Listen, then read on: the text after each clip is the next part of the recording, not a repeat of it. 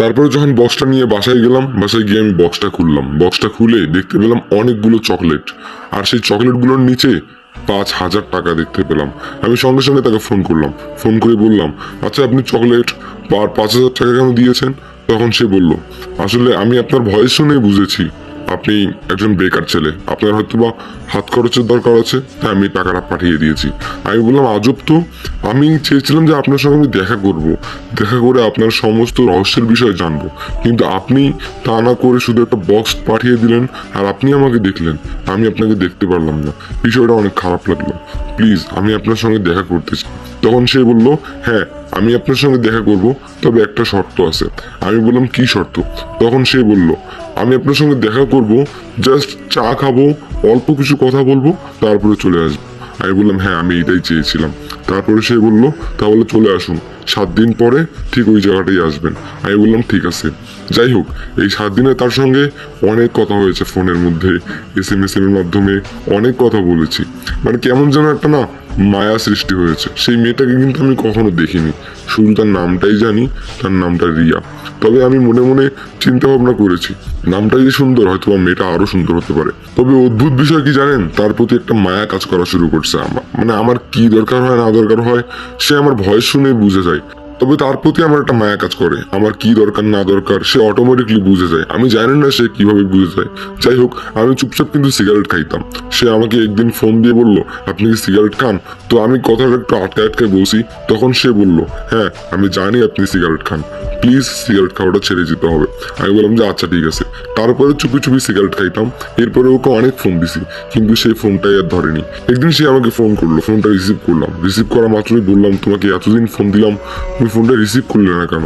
তখন সে বলল যে না, আপনাকে আমি বলেছি আপনি সিগারেট ছেড়ে দিবেন, কিন্তু আপনি সিগারেটটা ছাড়েননি।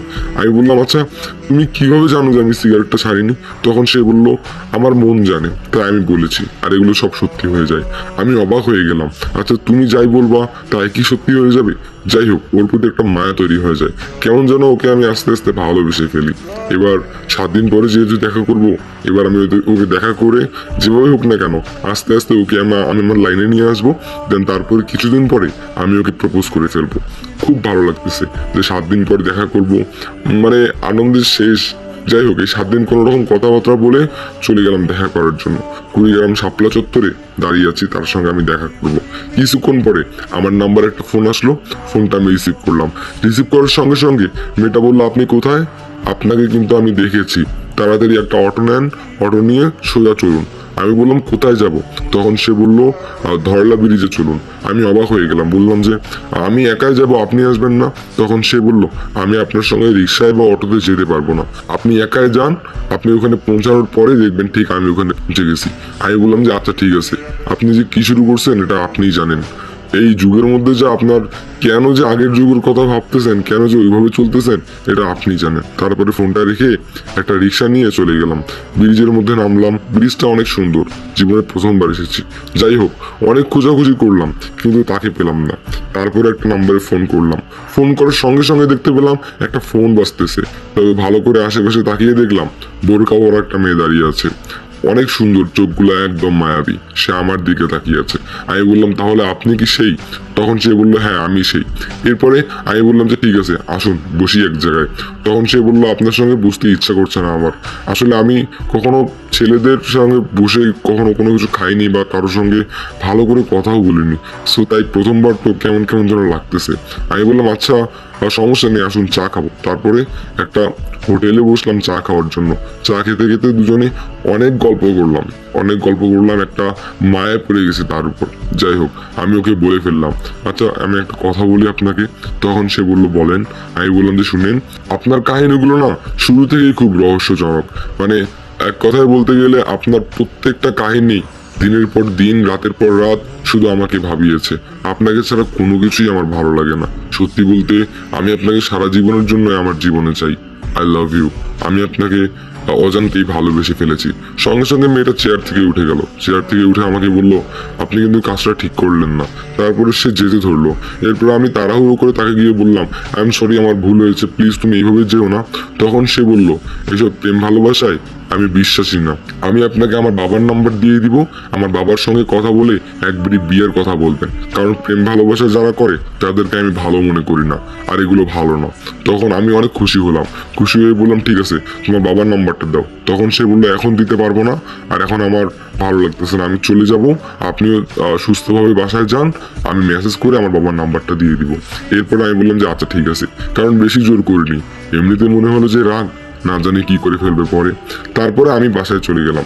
এরপরে সে নাম্বার দিল, আমি ফোন করলাম, ফোন করে আঙ্কেলকে বললাম যে আঙ্কেল আমি আপনার সঙ্গে দেখা করতে চাই। তারপর আমি আমার বাসাতে আমার বাবা মাকে ভালো করে বুঝিয়েছি, বুঝিয়ে কোনো রকম করে রাজি করিয়েছি।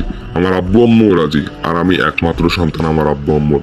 তখন আমার আব্বু আম্মু বললো চল ওদের বাসায় যাওয়া যাক। তারপরে কি হলো জানেন, এরপরে মনে করেন আমরা সবাই মিলে ওদের বাসায় চলে গেলাম। যাই হোক, বাড়িটা কেমন যেন রহস্যময় ছিল। আমাদের বাসা যেমন সাধারণ, তাই না, কিন্তু ওদের বাসাটা কিরকম জানেন, ওদের বাসার মাথার উপরে তীর চিহ্ন ছিল একটা, যেমন ওই যে হিন্দুদের দেবীদের হাতে যে তীরটা থাকে না, ঠিক ওই রকম। আমরা অবাক হয়ে গেলাম কিছুটা। যাই হোক, কোনো কিছু না বলে বাসায় গিয়ে ঢুকলাম। সঙ্গে সঙ্গে ওর বাবা এসে দুটি হাত জোর করে আমাদেরকে বলল নমস্কার। আমরা অবাক হয়ে গেলাম। সঙ্গে সঙ্গে আমার বাবা আমাকে বলল তুই হিন্দু হিন্দু মেয়েকে পছন্দ করছিস। আমার মাথার মধ্যে যেমন আকাশটা ভেঙে পড়লো। কি হলো, এই হিন্দু, অথচ এত কথা বললাম, এই কথাটা জানা হয়নি যে এই হিন্দু। যাই হোক, কি আর করার।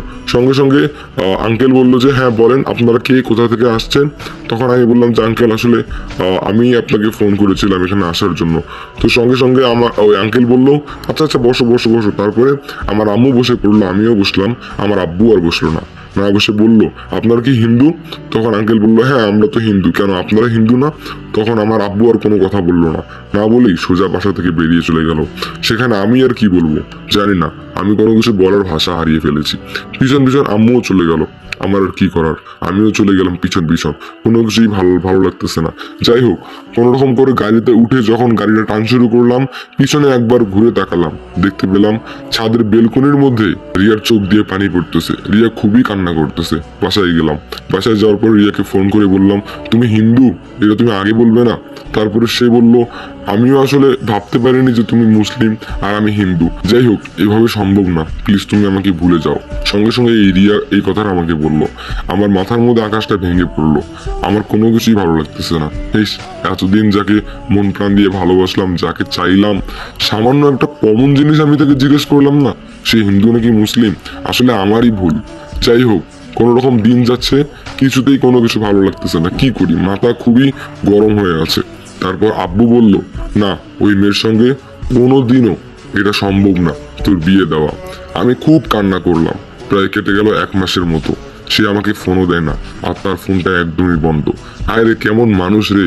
হতে পারে আমি মুসলিম আর সে হিন্দু, কিন্তু সেই জন্য কি একটা বড় ফোন বা কল দিতে পারে না। তারপরে আমি প্রায় প্রতিদিনই কুড়িগ্রামে যাইতাম, কুড়িগ্রামে গিয়ে আড্ডা দিতাম। অনেক ছেলেদের সঙ্গেও বন্ধুত্ব হয়ে গেল, তারা আমার একদম ক্লোজ ফ্রেন্ড হয়ে গেল। ওদের সঙ্গে সবকিছু শেয়ার করলাম, সবকিছু শেয়ার করে বললাম দোস্ত মেয়েটার বাড়ি এইদিকে। তখনই তার বাসায় চলে গেলাম। বাসায় ঢুকিনি, বাইরে থেকে দেখতে পেলাম বাসাটা একদম লাইটিং করা, বাসাটা সাজা।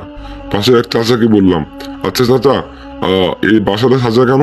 তখন সে বলল এই বাসার একমাত্র মেয়ে, ওনার বিয়ে। আমি অবাক হয়ে গেলাম, কি বলছেন, কার বিয়ে? রিয়ার বিয়ে? তখন লোকটা বললো হ্যাঁ হ্যাঁ রিয়ারই বিয়ে। আমি বললাম যে ও আচ্ছা। তারপরে আমার ফ্রেন্ডরা আমাকে বললো দোস্ত এটা হবে না, ওই মেয়েটা তোকে চায়নি মন থেকে। আমি অবাক হয়ে গেলাম, হায় রে ভাই, যে মেয়েটা আমাকে এত বড় একটা কথা দিল যে সে আমাকে বিয়েই করবে, কিন্তু সে এইরকম করে চেঞ্জ হয়ে গেল। একটা বার ফোনও দিচ্ছে না, কলও দিচ্ছে না, কোনো কিছুই ভালো লাগে না। শখের মানুষগুলো কি এইভাবেই জীবন থেকে হারিয়ে যায়? আমার চোখের সামনে আমার প্রিয় মানুষটার বিয়ে হয়ে গেল। আমি চাইলেও হয়তো বা কিছু করতে পারতাম না, কারণ সেই মানুষটাই আমাকে ভালো করে চায়নি। সেই মানুষটা যদি চাইতো, আজকে যত কষ্ট করেই হোক না কেন, যত যুদ্ধ করেই হোক না কেন, তাকে আমি ঠিকই পাইতাম, আর সে আমাকেও পাইতো। আসলে ভালোবাসা কোনো বাধা মানে না, কিন্তু একতরফা ভালোবাসা তা কখনো সফল হয় না। সত্যি বলতে তাকে আমি অনেকটা ভালোবেসেছি। এ পর্যন্ত আমার লাইফে আর কেউ আসেনি। সে বিয়ে করে সেটেল হয়ে গিয়েছে, বাট আমি শুধু তার অপেক্ষাতেই আছি। সে হতে পারে হিন্দু, কিন্তু আমি তাকে অনেকটা ভালোবেসেছি। I love you Riya. গল্পটা এতটুকুই। বলুন গল্পটি কেমন লাগলো। আর হ্যাঁ গাইস, প্লিজ গল্পগুলো শেয়ার দাও, নতুন গল্প আসতেছে। আর প্লিজ তাড়াতাড়ি 100K ফলোয়ার করে দাও, এটা তোমাদের কাছে আবদার। প্লিজ তাড়াতাড়ি ফলো করে দাও, লাইক কমেন্ট শেয়ার চাই। আর হ্যাঁ বলো, এই গল্পটি কারা কারা তোমরা পুরো গল্পটি দেখলে, আর গল্পটি কেমন লাগলো অবশ্যই কমেন্ট করে জানাও। সবাই ভালো থাকো, সুস্থ থাকো, দেখা হবে নতুন কোনো গল্পে।